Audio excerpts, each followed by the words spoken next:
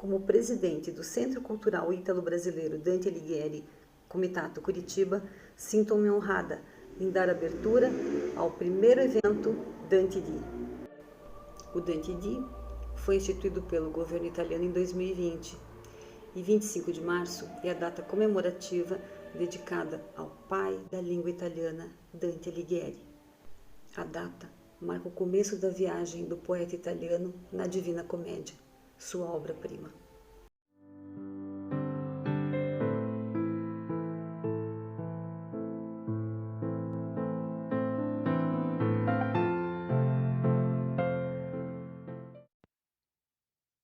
É tão gentil e tão honesto o ar de minha dama, quando alguém saúda, que toda a boca vai ficando muda e os olhos não se afoitam de a fitar. Ela assim vai sentindo-se louvar na piedosa humildade em que se escuda, qual fosse um anjo que dos céus se muda para uma prova dos milagres dar.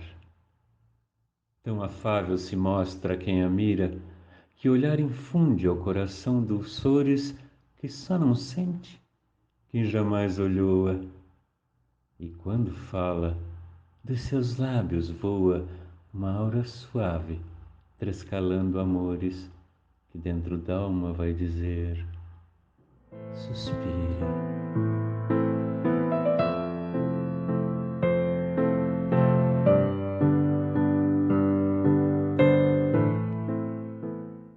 No meio do caminho desta vida, me vi perdido numa selva escura, solitário, sem sol e sem saída.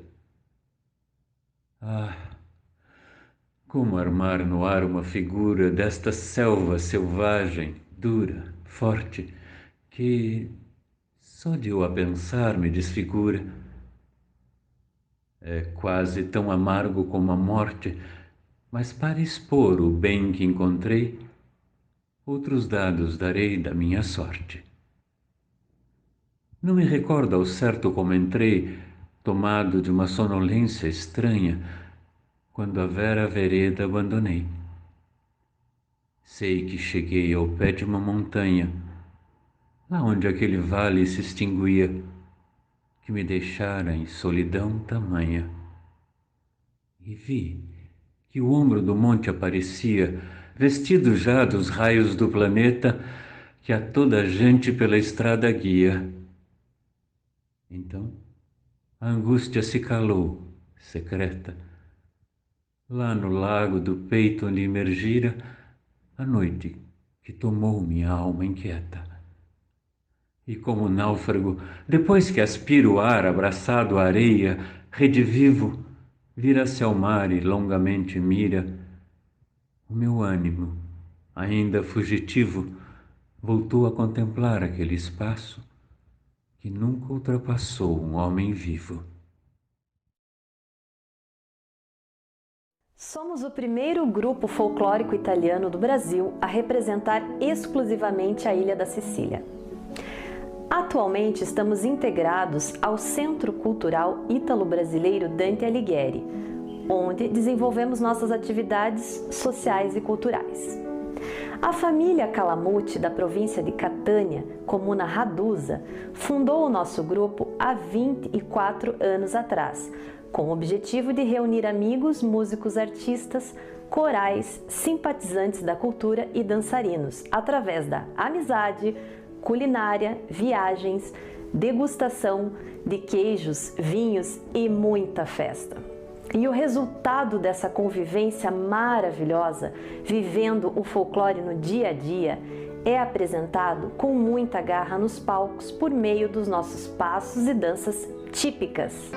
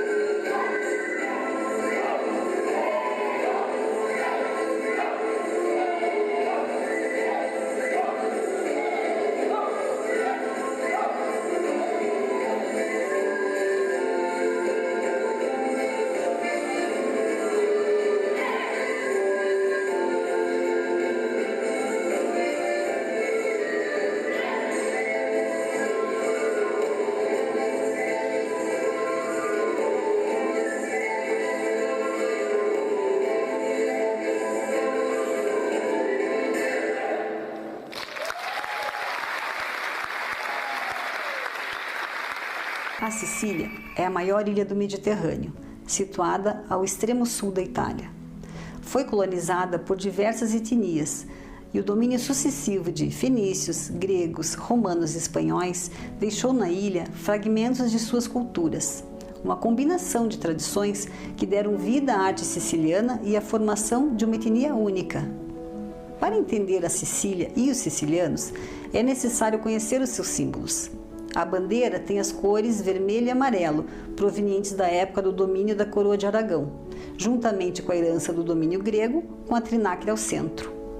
Esse símbolo tem a cabeça da Medusa, da mitologia grega, com serpentes que representam sabedoria, suas asas o passar do tempo e espigas de trigo, a fertilidade. Hoje em dia, a trinacre é muito mais que um símbolo mitológico, é um amuleto para os sicilianos.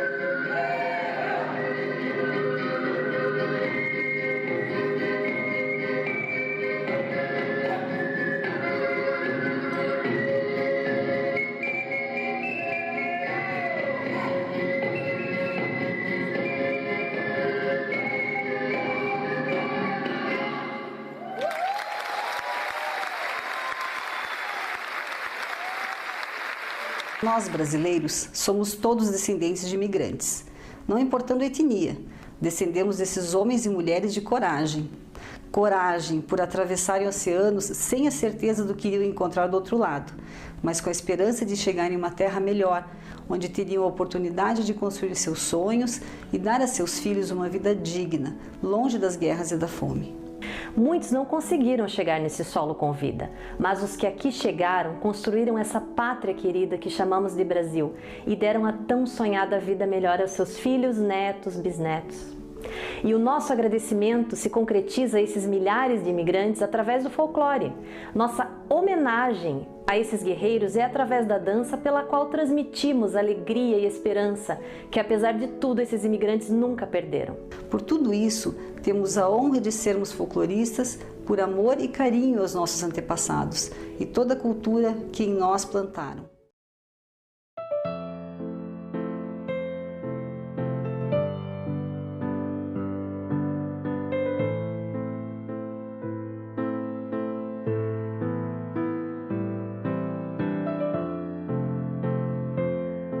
Dante Alighieri, Soneto Vida Neuve, Nos olhos traz o amor a minha dama, tradução de Décio Pignatari. Nos olhos traz o amor a minha dama, nos olhos traz o amor a minha dama, e tudo o que ela olha se enobrece. Todos se voltam para vê-la e aquece os corações do seu aceno a chama. Baixando os olhos, cada qual proclama suas culpas no silêncio de prece, e todo o mal de odiar desaparece. Moças, me ajudem a cantar sua fama. Tudo que é doce, humilde, simples, vivo, brota no coração de quem a escuta, pois que antes de ouvi-la a viu feliz. Basta um sorriso, o coração cativo, não se sabe mais o que a mente percurta, pois tudo o que supera ela não diz.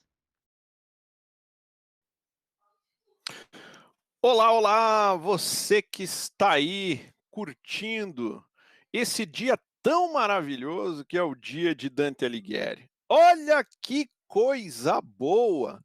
E você tirou esse dia exatamente para curtir um pouquinho novas formas de fazer representação, novas formas de elaboração de pintura. Pois bem, eis-me aqui, eu sou o professor André Luiz, sou formado em licenciatura em desenho, bacharelado em pintura e licenciatura em história.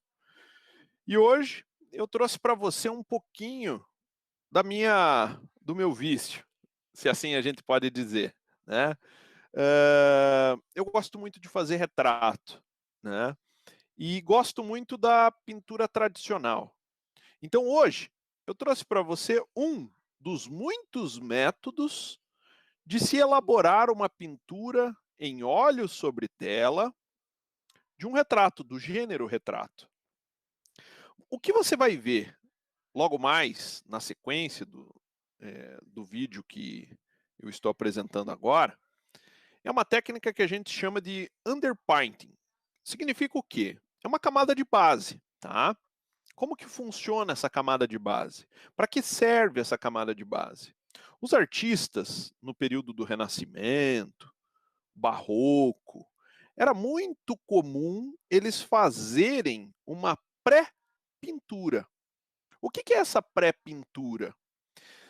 É como se fosse um esboço, é como se fosse uma marcação, é como se fosse um gabarito, para que o pintor pudesse avaliar melhor o valor de uma determinada cor, tá?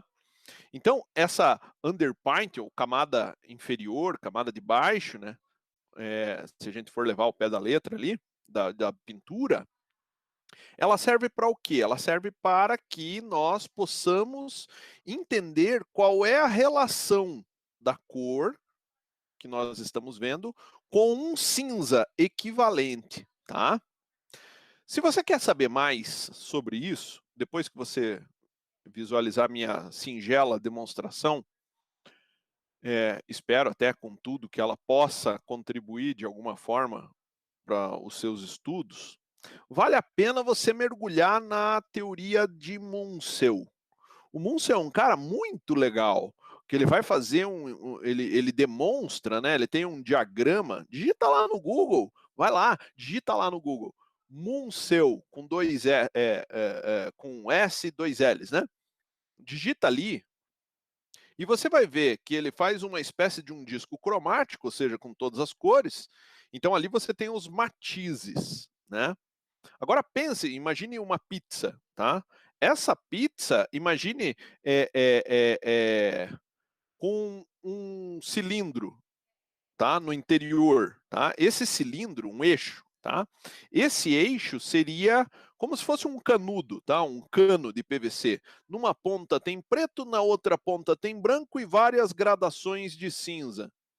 A cor, quanto mais para cima, vamos pensar assim que em cima estaria o branco, mais clara ela seria, tá? Quanto mais para baixo, mais escuro, tá joia? Então o que acontece? Essa cor ela caminha da extremidade do disco cromático para o centro, até achar um cinza equivalente. Quando ela caminha, a gente chama de croma, tá? e os valores. Então, valor é a escala de cinzas. Então, são 3 elementos que, para você que vai fazer uma pintura, você não pode esquecer. É matiz, ou seja, a própria cor, o posicionamento dele até chegar num cinza, que é o croma, e o valor, que é essa escala de cinza. Ele é mais escuro ou mais claro? Vou te dar mais uma dica. Pense assim, ó, dá uma cerradinha nos olhos quando for analisar a cor que você vai fazer. Beleza?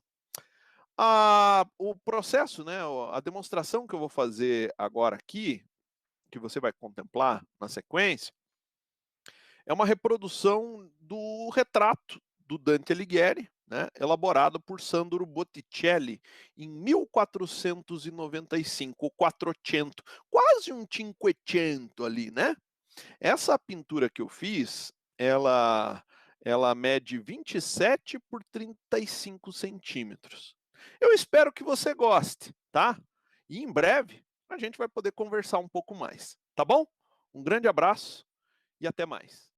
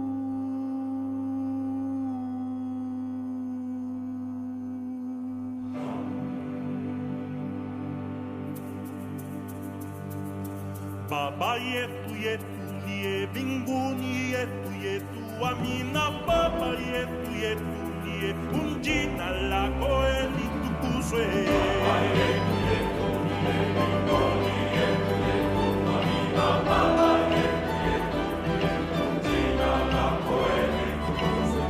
Utupele o chocolate tunachohitaji utusamehe makosa yetu kama nasi tunavyowasamehe waliotukosea, usitutie katika majaribu, lakini utuokoe na yule